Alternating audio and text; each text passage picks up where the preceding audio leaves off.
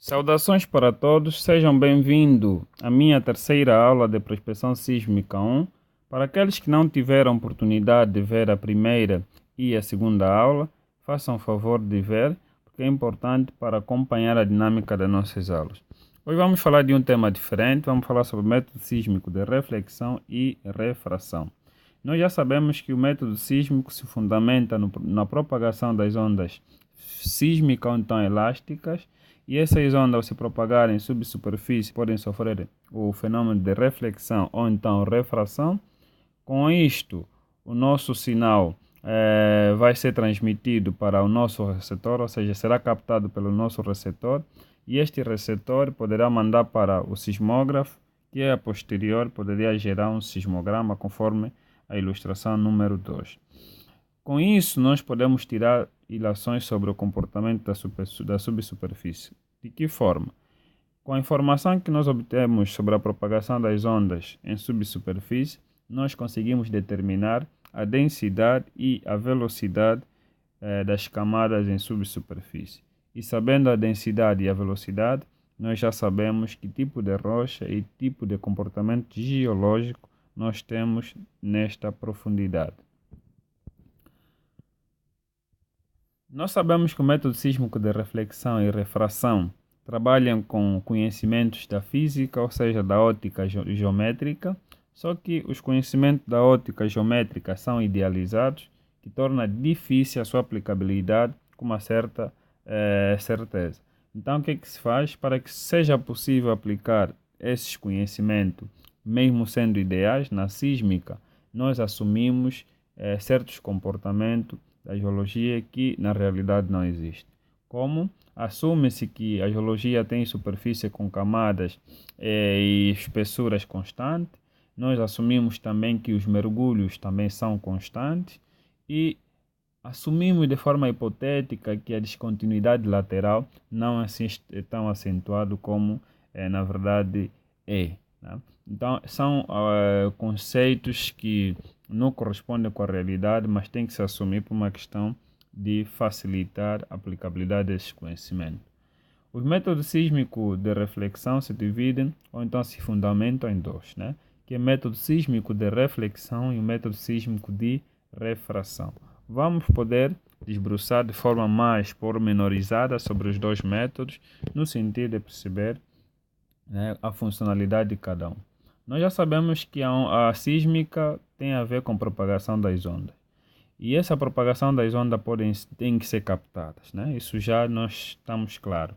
Agora, o que que acontece? Essas ondas que são captadas poderiam ser ondas refratadas, então ondas refletidas. Para que se estude o método sísmico de reflexão, nós já estamos a perceber que trata-se de captar o tempo de propagação das ondas refletidas. Ou seja, o método sísmico de reflexão tem como objetivo nos fornecer dados sobre as ondas refletidas. Como é que é possível perceber que essa onda é refletida e essa é refratada? O esquema de aquisição tem que ser montado de tal maneira que nos dê informações privilegiadas de onda refletida. Isso vamos poder explicar com mais detalhe quando falamos sobre esquema de aquisição, tanto de um método como outro, claro, já numa outra aula. Se nós conseguirmos, se conseguiram visualizar, ou então se nós pudermos observar a figura número 1, vamos notar a propagação da onda, que vai tendo comportamento diferente à medida que vai encontrando camadas diferentes, que pode sofrer uma refração, então uma reflexão em função do comportamento geológico da zona em que estamos analisando. Ok. Agora, vem a pergunta, como é que nós vamos detectar que este sinal que nós recebemos trata-se de uma reflexão?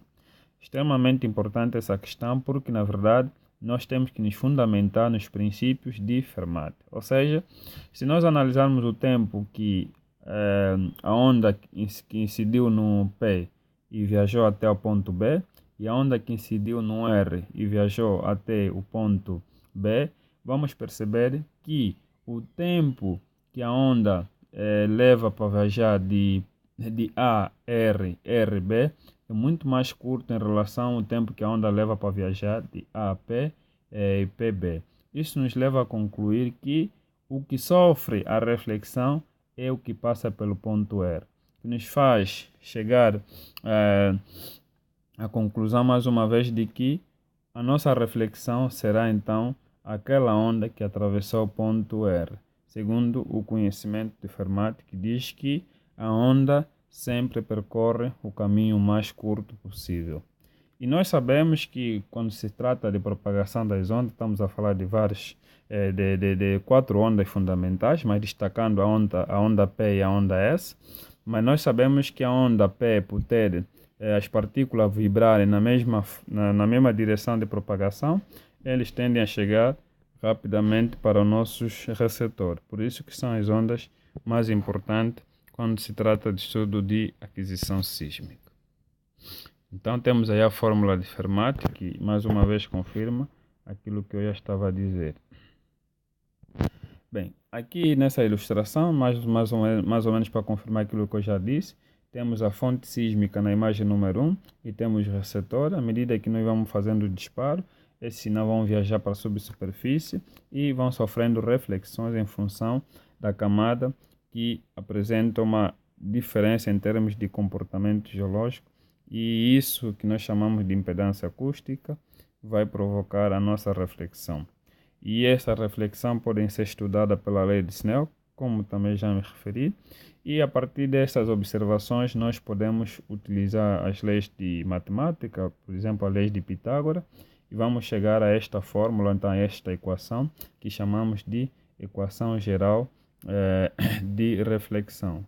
Ou seja, com esta equação, se nós igualarmos a zero, vamos conseguir também encontrar, melhor, se igualarmos a 1, vamos conseguir encontrar o valor da figura da onda refletida, que é uma hipérbole de reflexão. Utilidade da sísmica de reflexão. Na verdade, tem uma utilidade extremamente grande, começando extensivamente utilizado na prospecção de hidrocarboneto, petróleo, gás natural. Também utilizado para estudo de recursos minerais como carvão, minerais metálicos, ou então minérios metálicos e energia geotérmica. É utilizado também no estudo de estudos básicos sobre a natureza, a origem de rochas que compõem a crosta terrestre. É utilizado no estudo de águas subterrâneas, também ambientais, no caso de construção civil. Método sísmico de refração é outro método, né? Também, como já disse, hoje vamos falar de 2 métodos. É outro método da sísmica, e este método, na verdade, se fundamenta naquilo que nós já estamos a prever, que é no comportamento das ondas refratadas. Mas, só para esclarecer, este método não se responsabiliza somente em captar as ondas refratadas, também capta a onda direta, ou seja, a onda que viaja diretamente da fonte até o nosso canal. O que acontece durante a propagação das ondas elásticas? Se num determinado ângulo de incidência provocar no ângulo de refração um valor de 90 graus, então vamos assumir que esta onda vai sofrer uma refração. O que acontece? A refração que se analisa na sísmica não é muito semelhante com a óptica.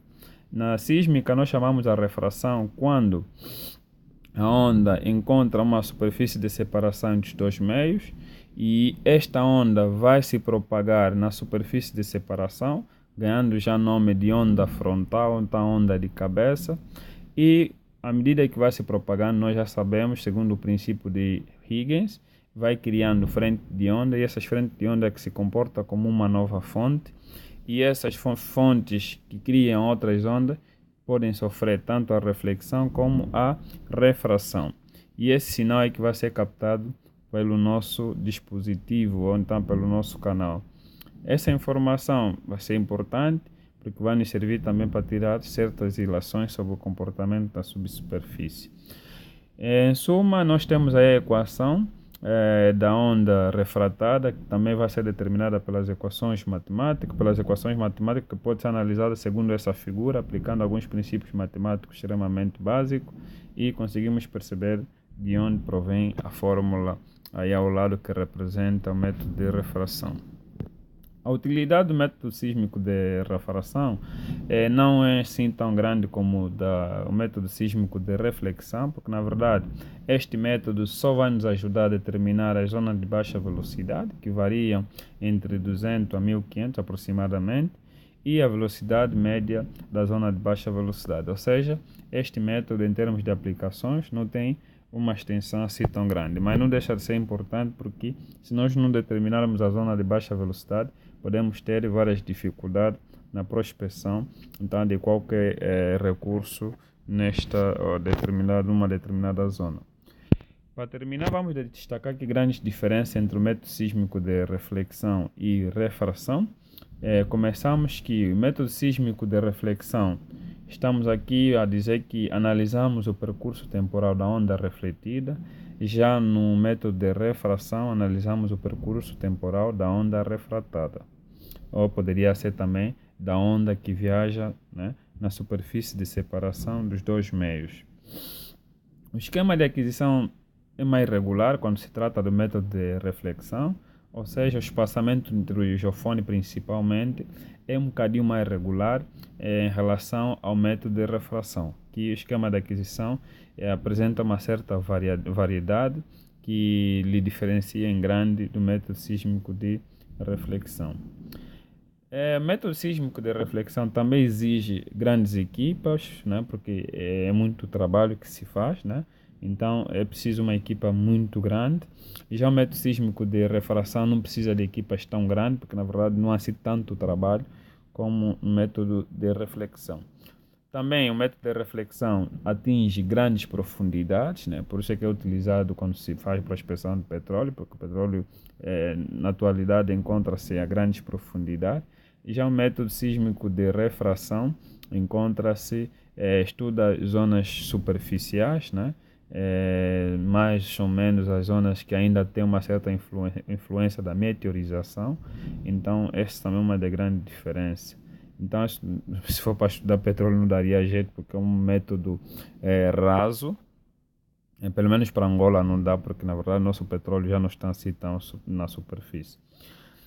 O método sísmico de reflexão tem mais aplicações, tem várias aplicações, como já ilustramos. Já o método sísmico de refração não tem tanta aplicação assim, como nós já falamos, é mais usual para determinar a zona de baixa velocidade.